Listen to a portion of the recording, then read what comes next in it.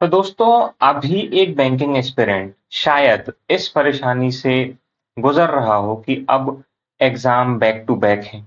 18 या 20 दिन बचे हैं एसबीआई में। फिर उसके बाद आईबीपीएस पीओ प्री। फिर मैं गारंटी दे रहा हूँ कि इंश्योरेंस एग्जाम बीच में एक आध होगा। फिर आईबीपीएस क्लर्क, एसबीआई क्लर्क, और फिर यहाँ मेंस एग्जाम अपने सितंबर अक्टूबर से अपने मेंस चालू हो जाएंगे। और अब अपने सामने ये प्री का पहाड़ खड़ा है।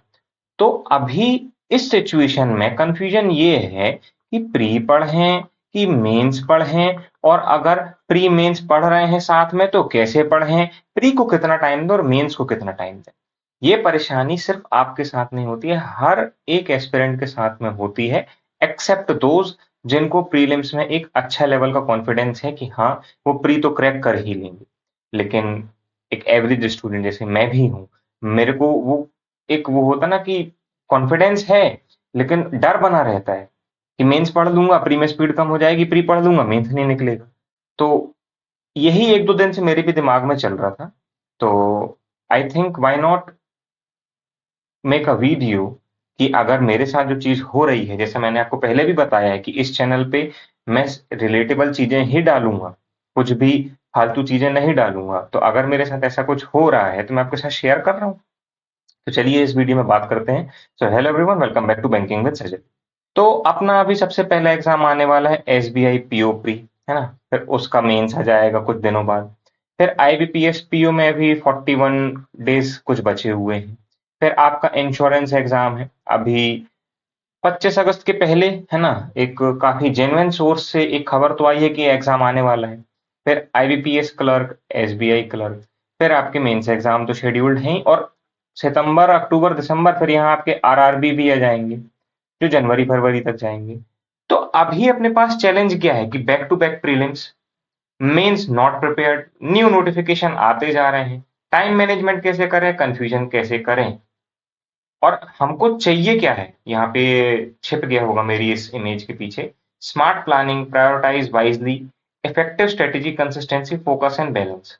तो ये 5 पॉइंट हैं क्या ओवरऑल, उस पे बात करते हैं, है ना। मतलब मेनली अपना वीडियो किस बारे में है कि how to manage and tackle all together. तो मैं आपको अभी एक चीज दिखाता हूँ, कुछ डेज काउंट मतलब एसबीआई पीओ प्री में 20 दिन बचे हैं। Just a second. SBI PO pre में 20 दिन, आईबीपीएस पीओ प्री में 41 दिन, एसबीआई क्लर्क प्री में 77 दिन, पीओ मेंस यानी कि आईबीपीएस पीओ में 84, आईबीपीएस क्लर्क प्री में मात्र 90 दिन, एसबीआई क्लर्क मेंस में मात्र 118 दिन। मैं आप सभी से एक सवाल करना चाहता हूं, आप जेन्युइनली बताइए कि चाहे ये एग्जाम हो चाहे ये हो, आपने इन दोनों के मेंस के लिए कितनी पढ़ाई की है। मतलब उतनी की है जितने से वो मेंस आपको कॉन्फिडेंट है कि क्रैक हो जाएगा। मेरी तो नहीं हुई।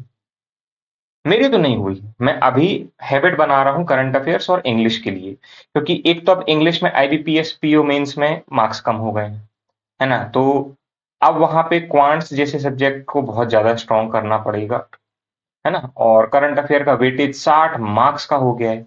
अब देखिए, मेरे को ये फील होता है कि करंट अफेयर का वेटेज अगर 60 मार्क्स का हुआ है, तो एग्जामिनर या फिर जो एग्जाम कंडक्टिंग बॉडी है कहीं ना कहीं, या फिर बैंक की डिमांड ये है, या बैंक एग्जाम की डिमांड ये है कि आप वो करंट अफेयर्स पढ़ें, तभी तो वो 60 मार्क्स का है ना।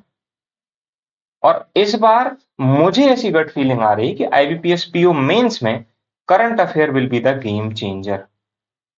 और ये भी एक ट्रुथ है कि करंट अफेयर से 10 से 15% ऐसे बच्चे होते हैं जो मेंस में लीड लेके जाते हैं, क्योंकि सबको याद नहीं होते हैं, बहुत डिफिकल्ट चीज है। लेकिन अब करंट अफेयर को आपको एक कोर स्कोरिंग सब्जेक्ट के जैसे सोचना होगा, particularly for IBPS PO mains. तो मैं अपने सवाल पे वापस आता हूं कि आपने इन दो एग्जाम के मेंस के लिए कितना पढ़ा है। इतना पढ़ लिया है कि आपका मेंस क्रैक हो जाए? मेरा तो नहीं पढ़ा उतना अभी, है ना।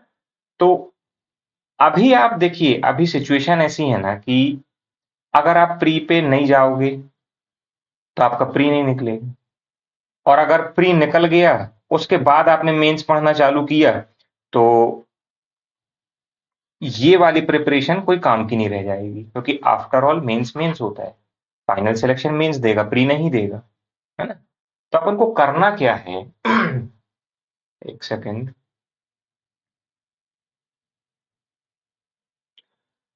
तो अपन को करना क्या है, आप मान लीजिए कि जस्ट इन केस मैं मान के चल रहा हूं अभी इन दोनों के लिए, है ना, जिनका अभी सिलेबस कंप्लीट नहीं हो उनकी भी बात करते हैं।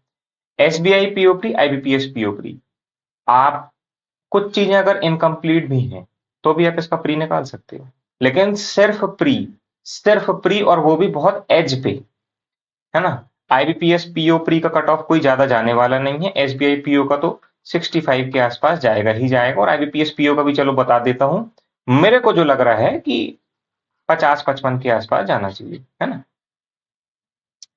तो इतने मार्क्स के लिए आपने कितनी पढ़ाई कर ली हो प्री की, आप ये बताइए। आपका रीजनिंग, इंग्लिश, मैथ्स कितना प्रिपेयर है? इतना अगर प्रिपेयर है कि आप इतने मार्क्स ला पा रहे हो, तो आपको फिर करना है 40 और 60। यानी कि आप दिन में मान लीजिए अगर आप 10 घंटे पढ़ रहे हैं, 10 घंटे इसलिए क्योंकि डिवाइड हो जाएगा इसलिए बता रहा हूं, 4 घंटा आप प्री को दीजिए, 6 घंटा आप मेंस को दीजिए।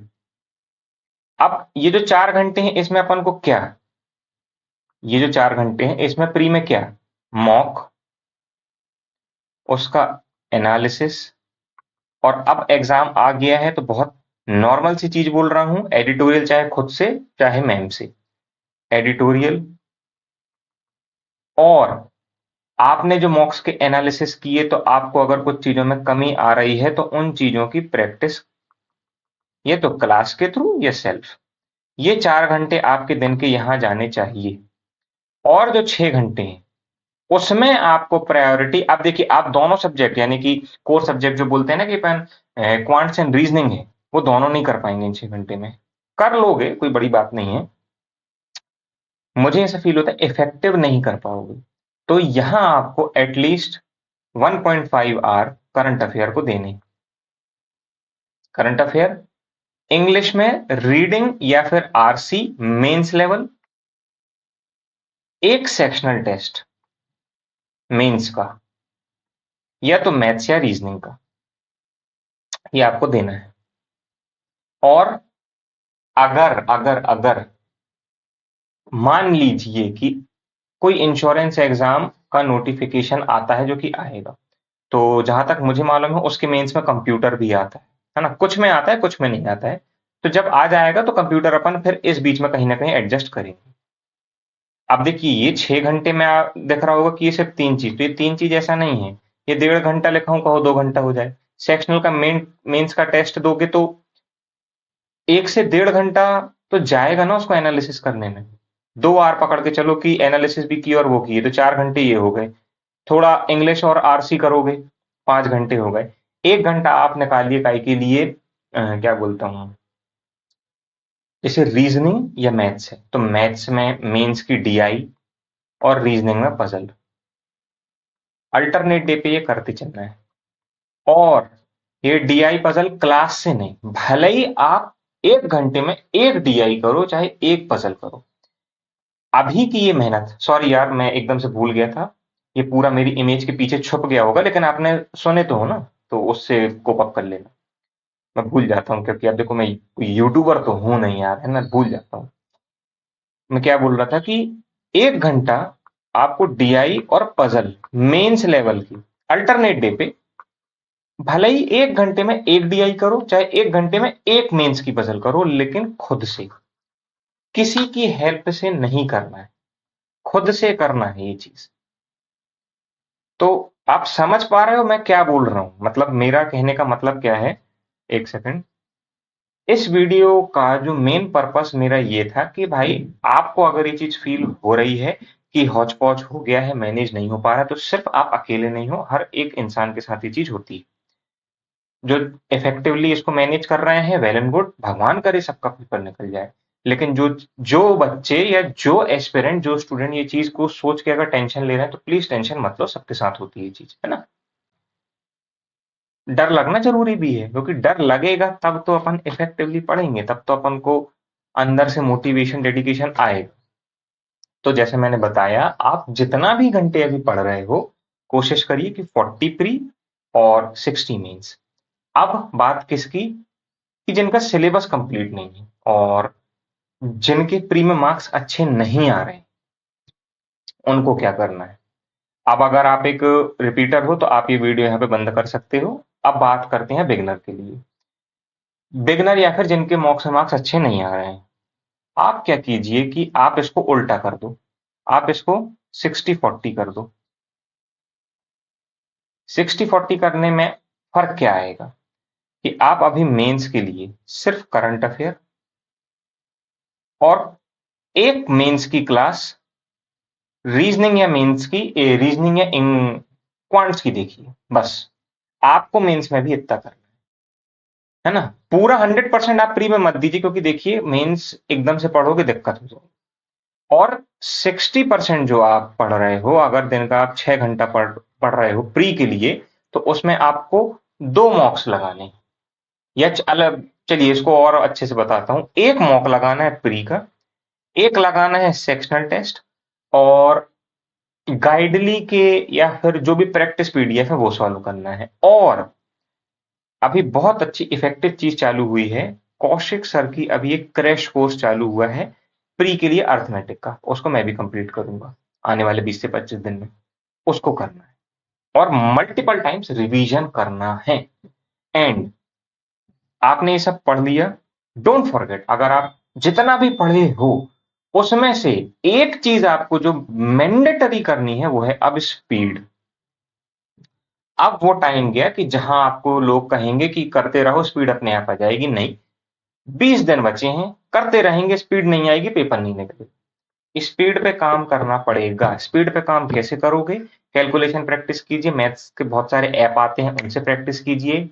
अगर जैसे मान लीजिए स्पीड आपकी डीआई में कम है, उठाइए कोई भी test series, sectional test series, DI खत्म कीजिए, 8-8 10-10 डीआई एक बार में खत्म कीजिए, है ना। मल्टीपल डीआई आएंगी, स्पीड बढ़ेगी। सिंप्लीफिकेशन में दिक्कत है, 50 सिंप्लीफिकेशन के क्वेश्चन उठाइए, टाइमर लगाइए, खत्म कीजिए।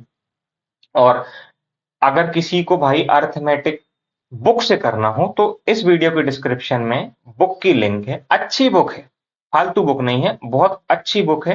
कूपन कोड भी लिखा हुआ है, मेरे लगा लेना, तो आपको जो बेस्ट पॉसिबल डिस्काउंट होगा वो मिल जाएगा। तो बिगनर समझ गए, ऐसे करनी है आपको पढ़ाई। तो कैसा लगा आपको ये वीडियो, अच्छा लगा हो तो भी बताइएगा, बुरा लगा हो तो भी बताइएगा, मेरे लिए कुछ रिकमेंडेशन हो तो प्लीज बताइएगा। और अब मॉक्स की वीडियो तो रेगुलर अब आते रहेंगे। तो चलिए मिलते हैं नेक्स्ट वीडियो में, तब तक के लिए टाटा बाय बाय।